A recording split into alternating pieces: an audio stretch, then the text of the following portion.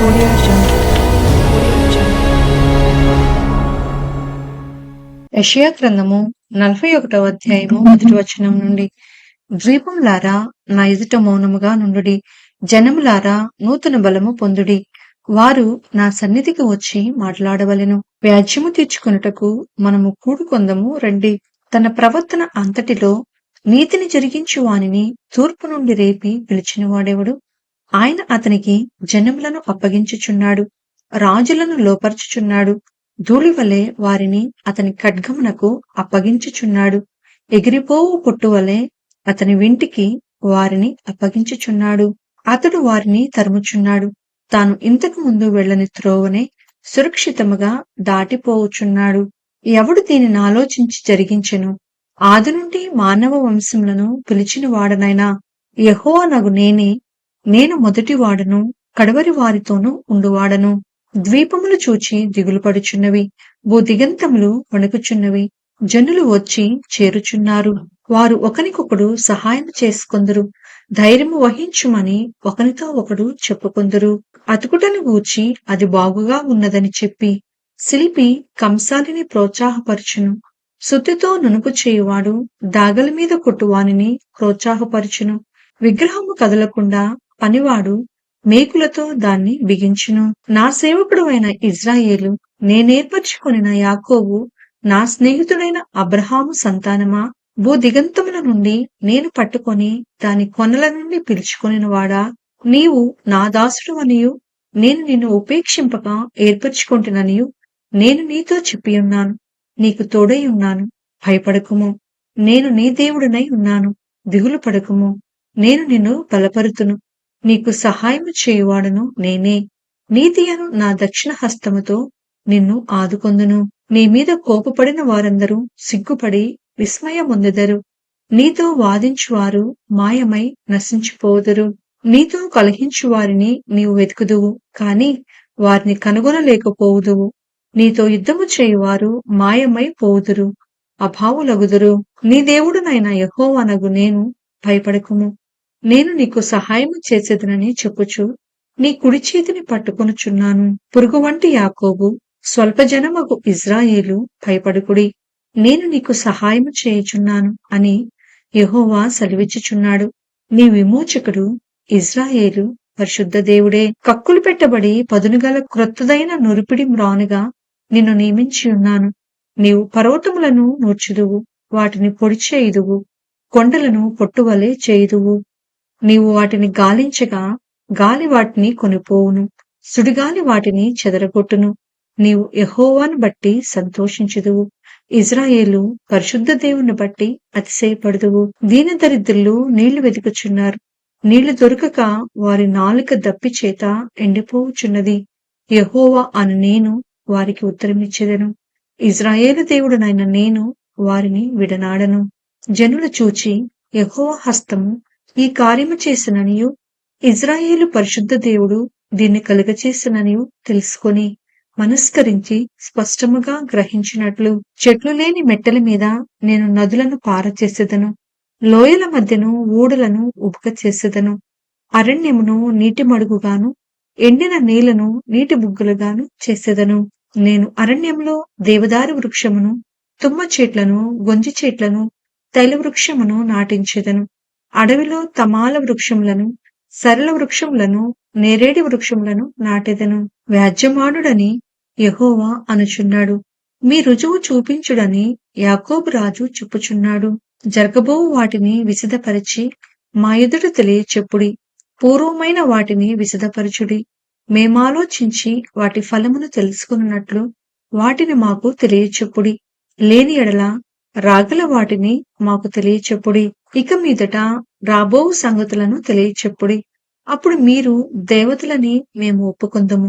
మేము ఒకరినొకరము సాటి చేసుకొని కనుగొనున్నట్లు మేలైనను కీడైనను చేయుడి.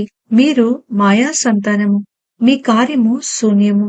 మిమ్మును కోరుకుని వారు హేయులు. ఉత్తర దిక్కు నుండి నేనొకరిని రేపుచున్నాను. నా నామమున ప్రార్థించువాడొకడు సూర్యోదయ దిక్కు నుండి వచ్చుచున్నాడు.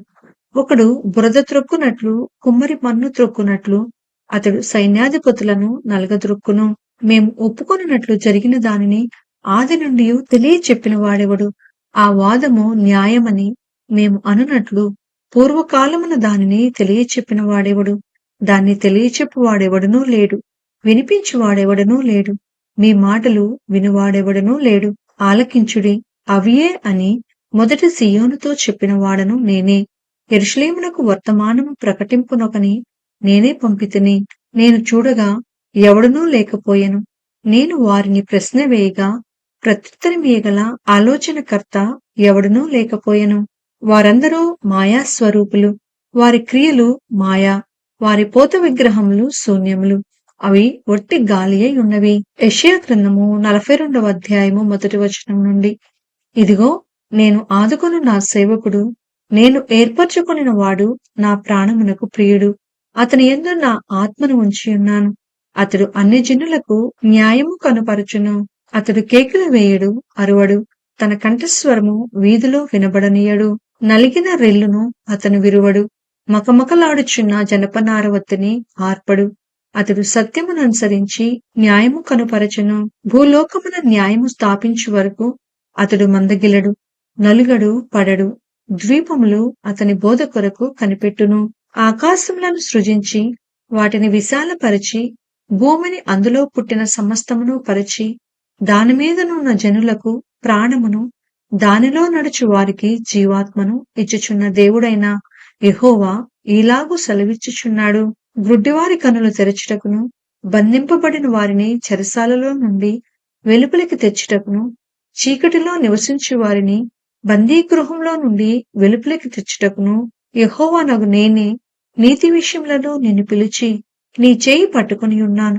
నిన్ను కాపాడి ప్రజల కొరకు నిబంధనగాను అన్యజనులకు వెలుగుగాను నిన్ను నియమించియున్నాను. యెహోవాను నేనే, ఇదే నా నామము. మరి ఎవనికిని నా మహిమను నేనిచ్చువాడను కాను. నాకు రావలసిన స్తోత్రమును విగ్రహములకు చెందనీయను. మునుపటి సంగతులు సంభవించెను కదా, క్రొత్త సంగతులు తెలియజేయుచున్నాను. పుట్టక మునుపే వాటిని మీకు తెలుపుచున్నాను.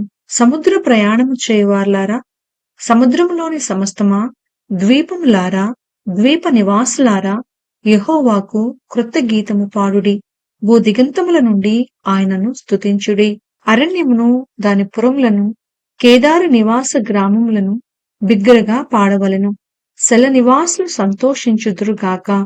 పర్వతముల శిఖరముల నుండి వారు కేకలు వేయుదురుగాక.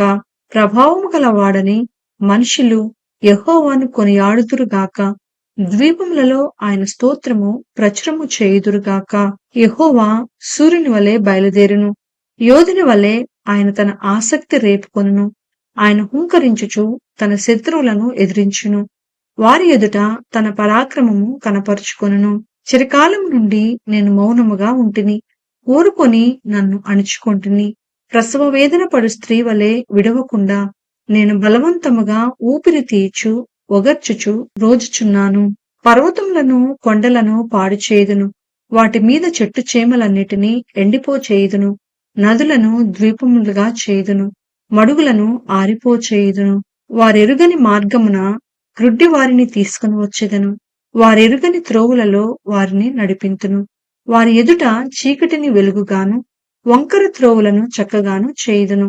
నేను వారిని విడువక ఈ కార్యములు చేయుదును. చెక్కిన విగ్రహములను ఆశ్రయించి పోత విగ్రహములను చూచి మీరే మాకు దేవతలని చెప్పువారు వెనుకకు తొలగి కేవలము సిగ్గుపడుచున్నారు. చెవిటివార్లారా వినుడి, గ్రుడ్డివార్లారా మీరు గ్రహించినట్లు ఆలోచించుడి. నా సేవకుడు తప్ప మరి ఎవడు గ్రుడ్డివాడు? నేను పంపు నా దూత తప్ప మరి ఎవడు చెవిటివాడు? నా భక్తుడు తప్ప మరి ఎవడు గ్రుడ్డివాడు? యెహోవా సేవకుడు తప్ప మరి ఎవడు గ్రుడ్డివాడు?